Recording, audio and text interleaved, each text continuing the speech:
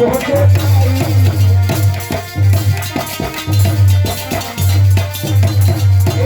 भगवान ने जब छोड़ो आसमान के रास्ते में पहुंच गया। आसमान में पूछा हुआ क्या? अरे अरे अरे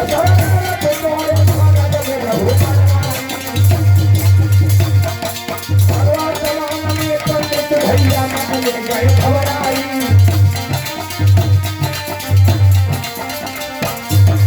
जब आसमान में रथ पहुंचा पंडित जी घबराने लगे। नीचे को पंडित जी ने देखो हाय हाय पेट में जान होगा।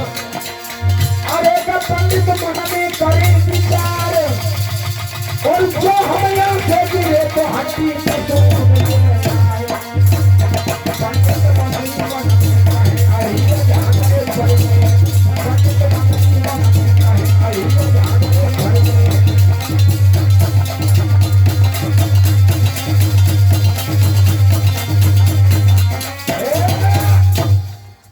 पंडित जी नीचे को देखो। एक भैया भैया तुम नीचे कर रहे थे। मुझे 5 मिनट की जरूरत नहीं है तो पहुंचाऊंगा तो पहुंच जाऊंगा। भगवान बोले पंडित जी चुप। पंडित जी क्या बैठ रहे और सर सीधा ला करके भगवान ने महाराज भीष्म के बगीचे में रथ को उतार दिया और कहा पंडित जी उतरो, ये महाराज भीष्म का बगीचा है, चले जाओ। रुक्मिणी को जाकर के बता दो कि भगवान कन्हैया तुम्हारे बगीचा में खड़े हैं, जल्दी आ जाए। और पंडित जी रथ में से उतरे, पीछे को देखत जाते भागत जाते कि कन्हैया द्वार में बैठा ले हैं और जाए के महाराज भीष्म के महल में पहुंचे।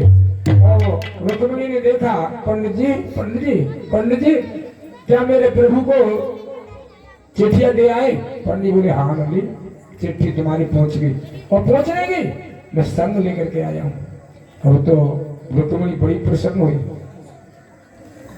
पंडित तुमने बहुत अच्छा काम किया है। पंडित जी बोले अच्छा तो किया है लेकिन एक काम करो, मैं 7.5 कोस से आया हूँ, मुझे भूख लगी है, खाना ले आओ। और जो खाने को नाम सुनो रुक्मिणी हाथ जोड़ के बोली पंडित जी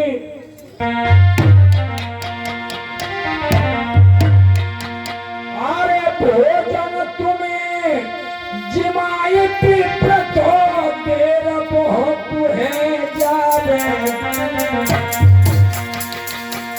और मेरे सैया की असवारी क्या मंदिर से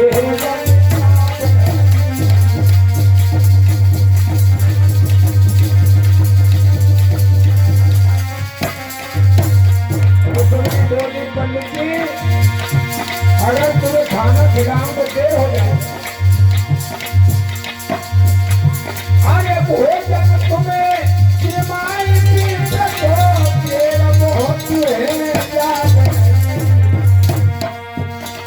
और मेरे राजा की असवारी बात मंदिर से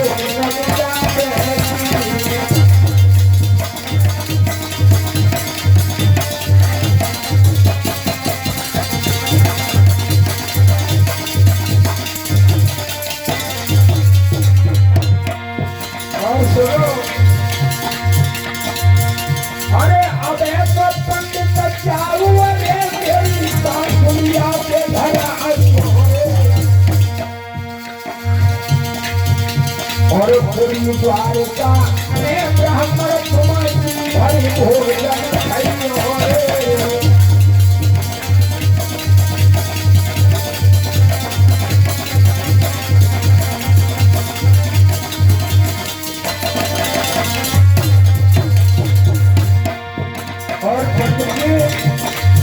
जब तुम पूरी द्वारका में आओगे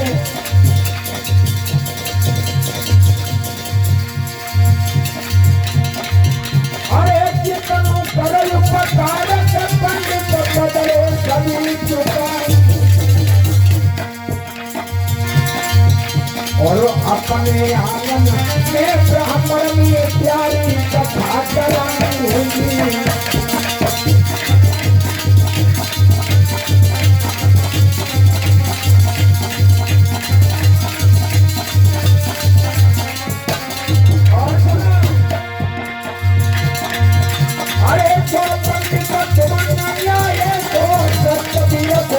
Bye.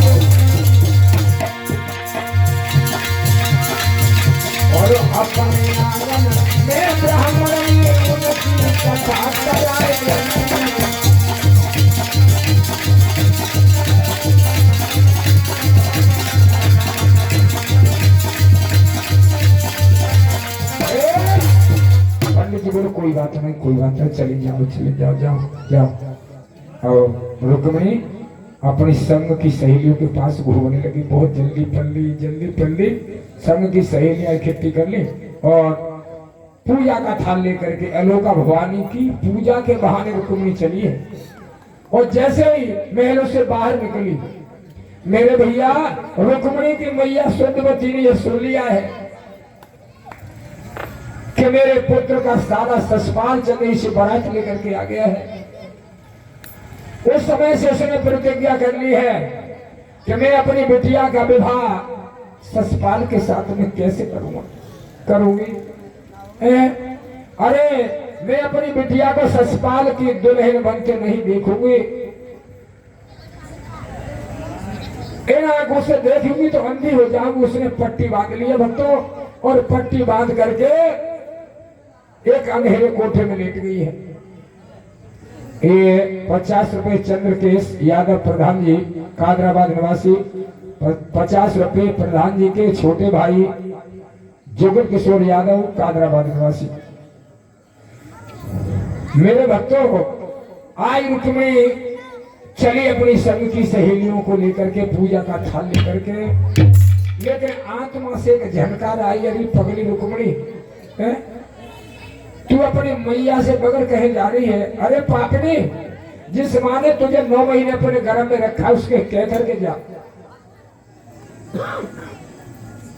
रुक्मिणी लौट आती है और अपनी मैया सुंदरवती के पास पहुंची, रोए के बोली, मैया मैया मेरा विवाह कब हो जाएगा। सुंदरवती कहने लगी, बिटिया तेरा विवाह कल हो जाएगा। अच्छा, तो मैया मैं अपनी ससुराल कब चली जाऊंगी। सुंदरवती कहने लगी, परसों चली जाएगी। रुक्मिणी बोली, मैया तो आज मेरे दिमाग में एक बात आती है, मेरा भाई रुकुम जिस समय मैं जाऊंगी उस समय मुझे नहीं जाने देगा, नहीं रोने देगा, तेरे पास भी नहीं आने देगा। आज ही मैं तेरे गले में बाहें डाल के रो लेती हूँ। सुंदरवती कहने लगी, पागल, आज से रोएगी, मर जाएगी रोते रोते। लेकिन रुक्मिणी नहीं मानी। सुंदरवती नहीं समझ रही है कि मेरी बिटिया इसी समय ससुराल को जा रही है, नहीं समझ पाई। और आज की हमारी बूढ़ी मैया है, जो हमारी नौजवान बिटिया इनके मन की बात नहीं पहचान पाती।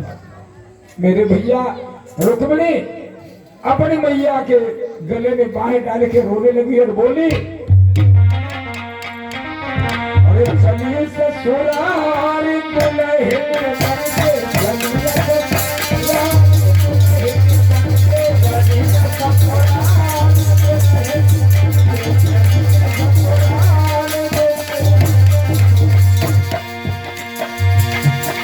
दुल्हन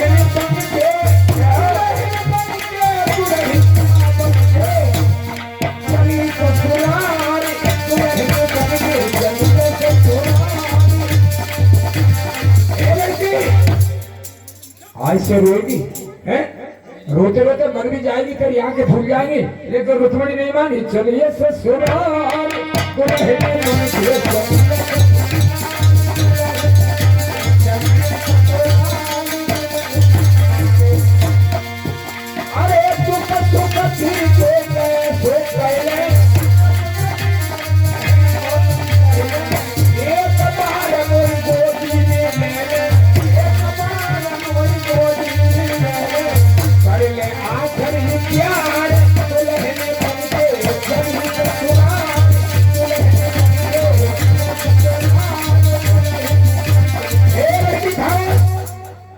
आज से रोएगी, तुझे मालूम है परसों तेरा विवाह होगा, है तब ससुराल जाएगी। आज से मत रो, मैं आंखों से अंधी हुई बैठी हूँ, लेकिन तू भी मर जाएगी रोते रोते। आज से मत रो। लेकिन रुक्मिणी नहीं मानी, चली ससुराल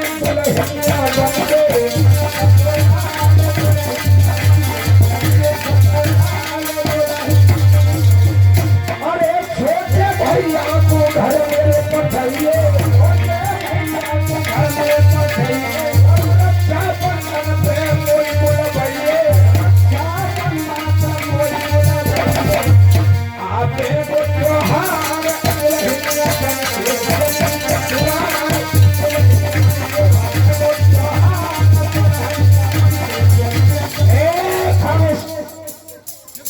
आज से रोएंगी मर जाएगी रोते रोते। तो ये रुक्मिणी चुप हो गई और कहने लगी मैया लेकिन एक बात ध्यान रखना, मेरा भैया तेरे गले से मिल लग करके नहीं रोने देगा, मैं तो इसे आखिरी बार मिल रही हूँ, अब मैं अपनी ससुराल को समझ ले चली जाऊंगी। रुक्मिणी सत्य कह रही है? मैं ससुराल को चली जाऊंगी, आखिरी बार मिल रही हूँ। और रुक्मिणी दौड़ी अपनी सखियों के पास में आ गई।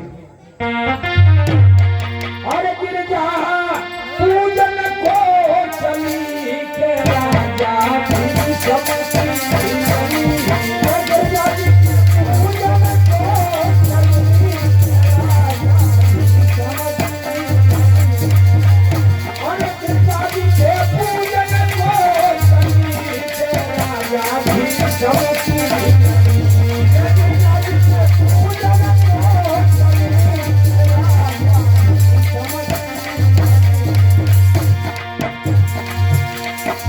कर में थाल थाल में लोटा, कर में थाल थाल में लोटा, अरे कर में थाल थाल में लोटा, कर में थाल थाल में लोटा, अरे कलिया फूलन से भरी के राजा की समझी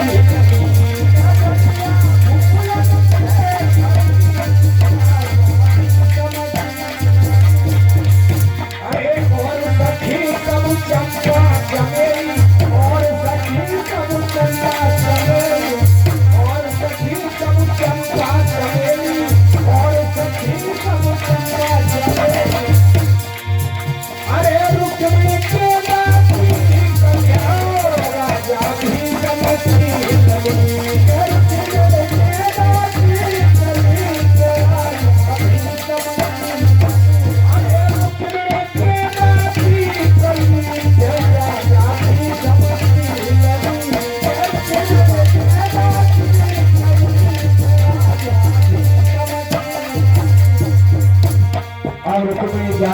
ऊपर से कौआ काव की आवाज करने लगा।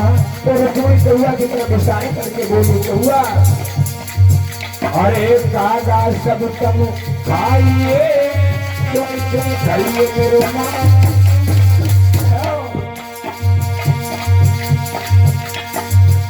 अरे कागा सब तुम खाइए तुम खाइए मेरे माँ, अरे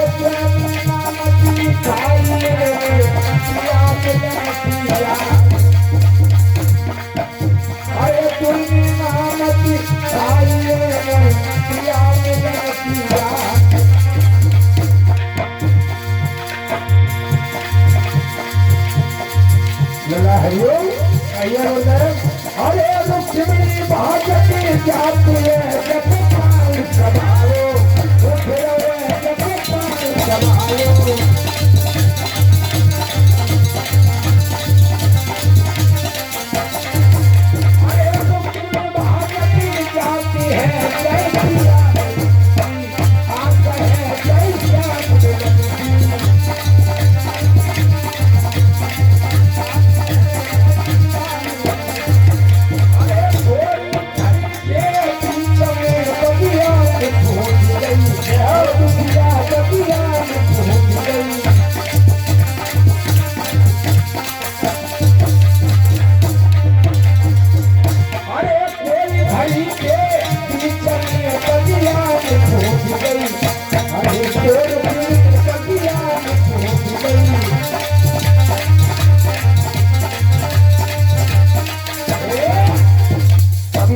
लेकर के आज महाराज भीष्म की बिटिया रुक्मिणी बगिया में पहुंच गई है और देख रही है मेरे भगवान न जाने कहां रख लिए खड़े हैं मेरे भक्तों।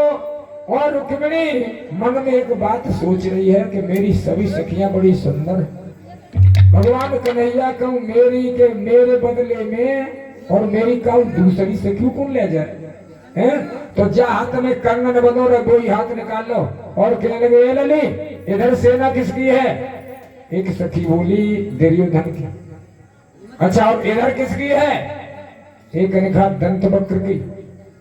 और इधर किसकी है? शशपाल की। और भगवान लोका भवानी के मंदिर के पीछे खड़े हैं।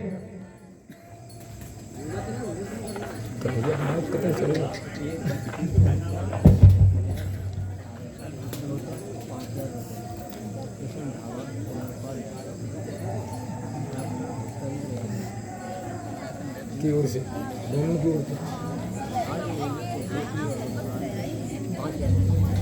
हेलो भाई बंधु ध्यान दें। हाँ आओ, रुक्मिणी आगे बढ़ी और कैसे ही भगवान ने रुक्मिणी को देख करके और बड़ी मधुर मधुर बंसी बजाई।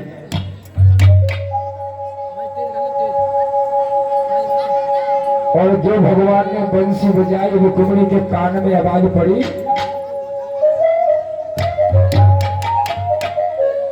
और रुक्मिणी आगे बढ़ के बोली, ए लला तुम्हारी बंसी की धुन बड़ी अच्छी है। भगवान बोले सो, अरे क्या करोगे, अच्छी है तो अच्छा ऐसा करो इस बंसी को हमें दिखा दोगे। भगवान बोले नहीं, नहीं दिखाएंगे। क्यों नहीं दिखाओगे? नहीं दिखाएंगे। अच्छा जी बताओ, या बंसी की कुछ ज्यादा कीमत है क्या? भगवान बोले कीमत है, कीमत इसकी तुम नहीं जांच कर पाओगे। कितनी कीमत है? रुक्मिणी बोले कितनी कीमत है? रुक्मिणी के लिए खाम की बात है, तो सोच रही कैसे भगवान हमें ले जाए। भगवान बोले देखो जाके कीमत बहुत है, बहुत, कोई जांच नहीं कर पाता इसकी कीमत कितनी। रुक्मिणी बोली बताओ। भगवान बोले सुनो, अरे कुबेर घड़ा में कुबेर जमो में बंसी देना सरकार धनी है। भगवान ने कितनी कीमत बताई? कुबेर घड़ा में कुबेर जमो में बंसी देना सरकार धनी है।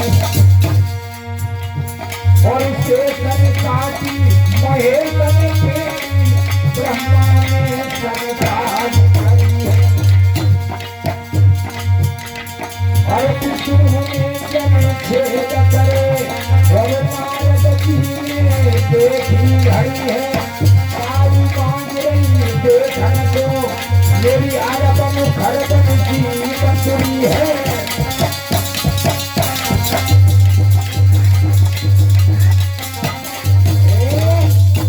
रुक्मिणी बोली एक बात बताओ, इतनी कीमती बंसी है तो कोई बात नहीं, दूर से दिखा दो।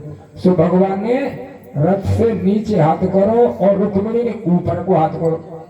सो भगवान ने एकदम कलाई पकड़ के रुक्मिणी की रथ में धड़ाम से कर दी और कछु कमाई कोई नहीं करी। रुक्मिणी ने एकदम भगवान ने सर सीधा रथ को छोड़ दिया। अब तो सब सखियां घर भागी और भागती हुई सखियां महल में पहुंच गई। हुआ क्या भक्तों?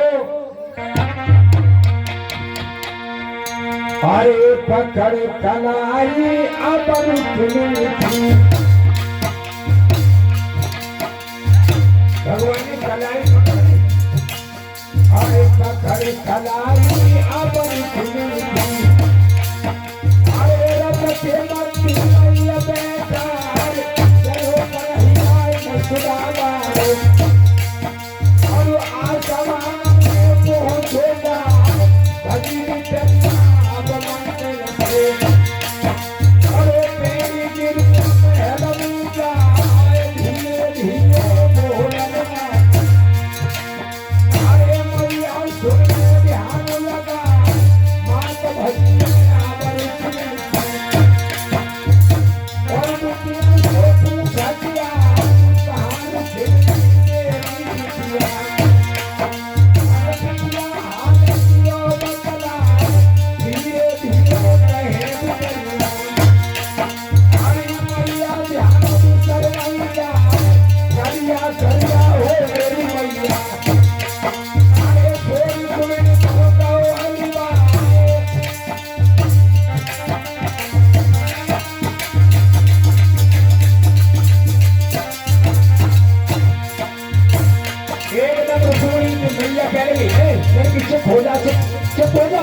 अभी रुकम आ जाएगा सुनेगा, तब तक रुकम चला आया। एक रुकम बोला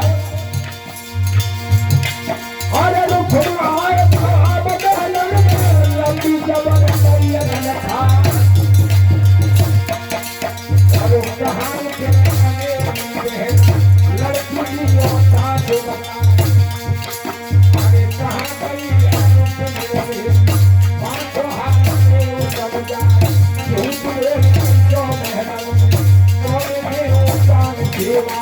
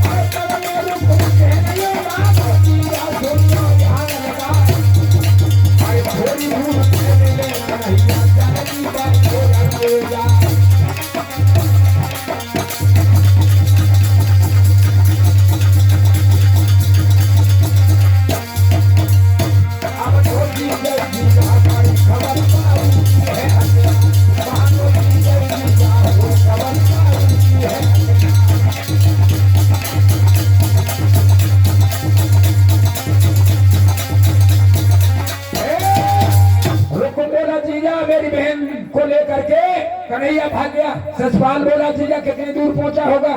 रुकुम बोला होने वाले जीजा थोड़ी दूर पहुंचा होगा। ससपाल बोला क्या सेना लेकर के चले जीजा? वो बात जीजा का है, वो बात जीजा का जी को जीजा है। एकदम सेना लेकर के ससपाल चला है। कन्हैया ने सोचा अगर मैं इस तरह से लेकर के जाता हूँ तो आगे चल करके लोग कहेंगे कि रुक्मिणी को भगा करके ले गया कन्हैया। रथ रोक लिया और तब तक ससपाल ने आवाज लगाई, रुक्मिणी ने आवाज लगाई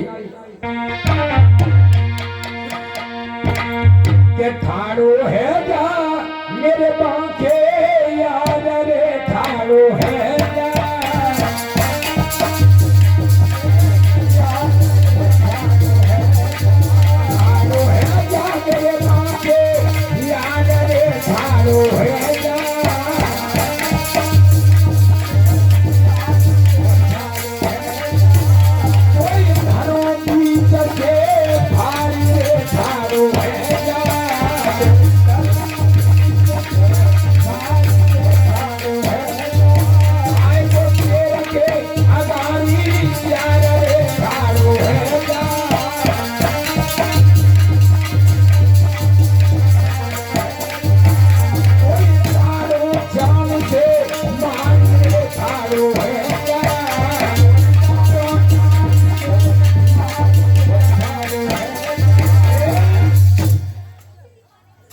एकदम भगवान ने रथ रोक लिया।